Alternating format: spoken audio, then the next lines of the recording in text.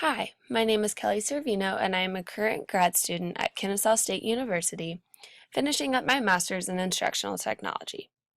For my capstone project, I thought about all of the major problems that my school was currently facing, specifically in the math classroom. I know that one of our goals is to increase the overall number of students who are performing at proficient or higher, and to really raise up that level of red flag students in math. In order to do this, I know that I needed to create a way for students to increase their basic math skills, because that's the root or the heart of the problem. So I determined that my problem was that too many students at my school are performing below grade level in math. I mean, you could ask half the students in my classroom their times tables, and they wouldn't know the answer or would have to count on their fingers. That's a problem in the middle school classroom. Students lack basic skills in math from previous grades, causing them to fall further and further behind. This is a problem that unfortunately we as teachers are aware of, but don't have much control. Unfortunately, when we want to hold a student back, it is very difficult to do. Therefore, they just spiral down a further path. Research shows that falling behind in math is proven to hinder their overall math achievement. Unfortunately, math is a building subject, so if you don't have the basic skills, you're not going to be able to apply them in much more difficult content. Another problem is that parents feel they are unable to help their child at home, or they do not know where to begin when providing help. Especially since our switch to Common Core and teaching more concepts rather than simple how to solve a problem, parents find themselves confused when they look at the things that students are learning, because it's not the way they learned it. So I needed to figure out a way that I could provide parents with support as well as students with support at home outside of the classroom.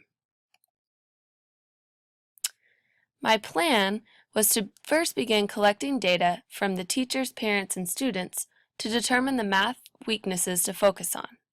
I knew teachers would be able to provide plenty of areas, but I also wanted to get input from what parents and students thought.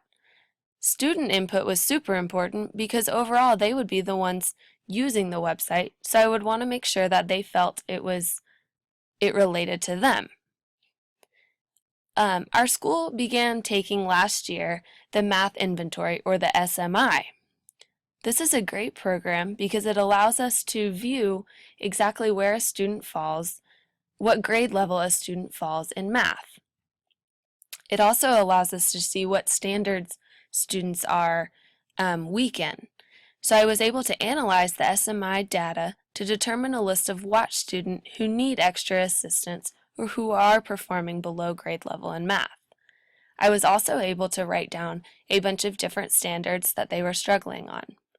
Specifically, many of these students were the ESOL, special education, and remedial population.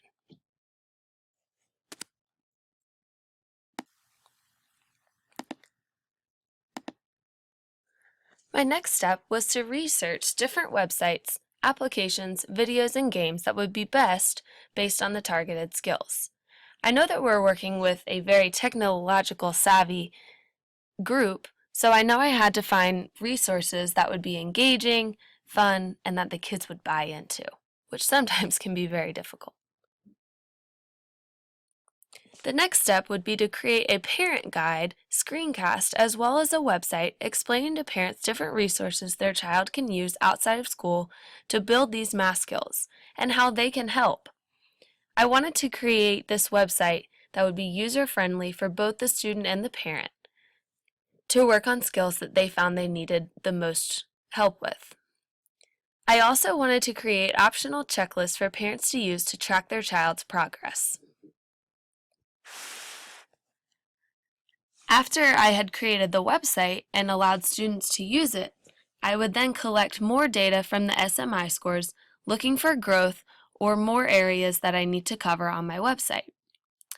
I would then make any adjustments to the guide and present it to the parents at open house during the next school year. This is just a brief overview of what my website looks like. I have I have an overview of what the website's for. I have a little link for the parents of what they can do. Keeping track of their progress was different downloads that the parents can use. And then under the More tab was all of the different skills that parents, students, and teachers felt they needed the most work with. For my evaluation plan, I would be making adjustments along the way to the website if new resources were found, or if links were at any time broken, or just students found them useless. I would also be looking at the math inventory scores to look for growth or any further remediation that I needed to provide. The SMI scores would be monitored to add or remove students from the watch list. I wanted to make sure that we hit all of the 6th and 7th grade students who were going to be the red flag students on the milestone. Student logs would be reviewed to determine which resources were used and which ones were most helpful.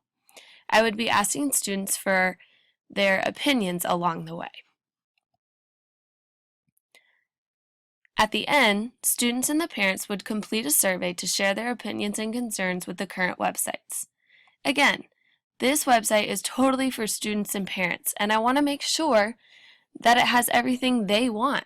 I want to make sure that the resources are fun and engaging, and they're easy. Something that could be helpful to me as a teacher might not come across that same way to a student or parent.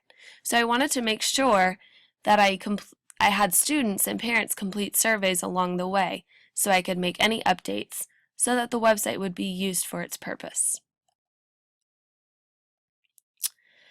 Throughout my experience, I saw that students overall increased their knowledge of basic skills, not only through the SMI data, through the milestone data, and just through my classroom data. I felt that the students who told me that they were working on the website, or the students I worked with personally and had work on the website, over time really were doing better in math. And not only were they doing better in math, but they had more confidence. They felt like they understood math for the first time ever, so they no longer felt hidden in the classroom and they wanted to participate. And that's one of my favorite things as a math teacher, is to see that light bulb moment or the participation. The kids are jumping out of their seats because they can't wait to share their answer or their steps. I saw that students were devoting more time to practicing math.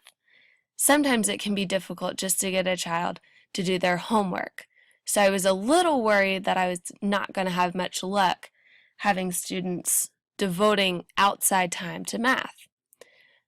But that wasn't the case. I had students in homeroom working on the websites.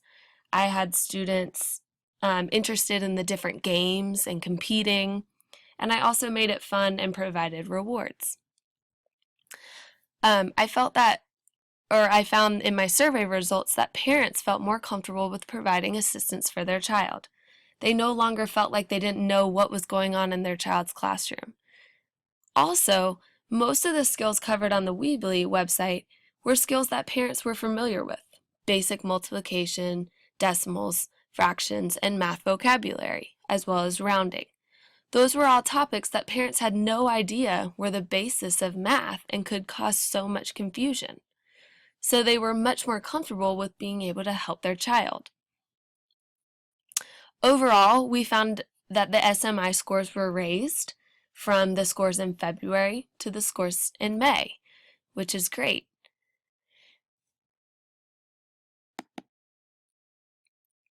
I also found that the students really enjoyed playing the games, practicing their skills.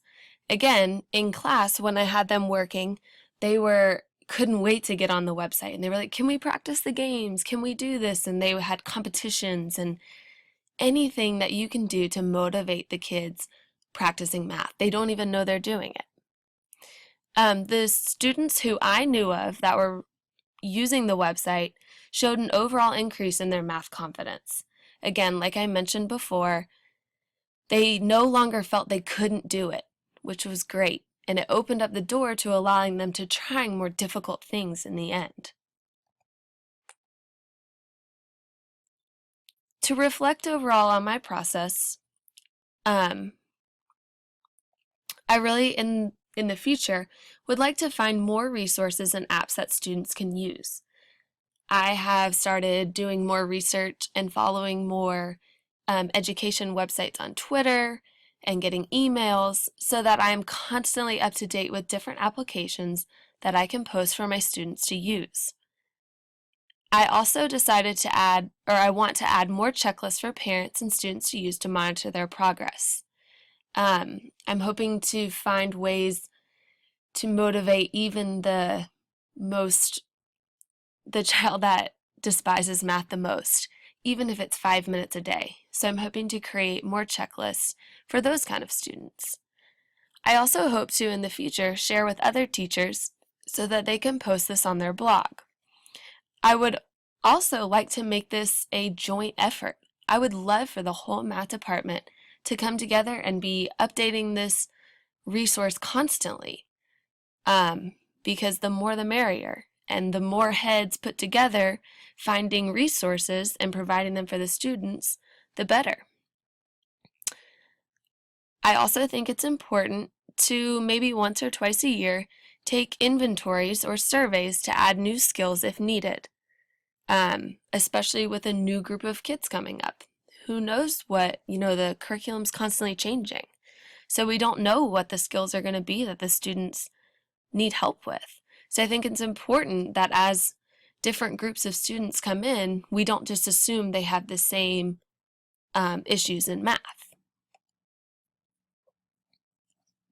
Thank you.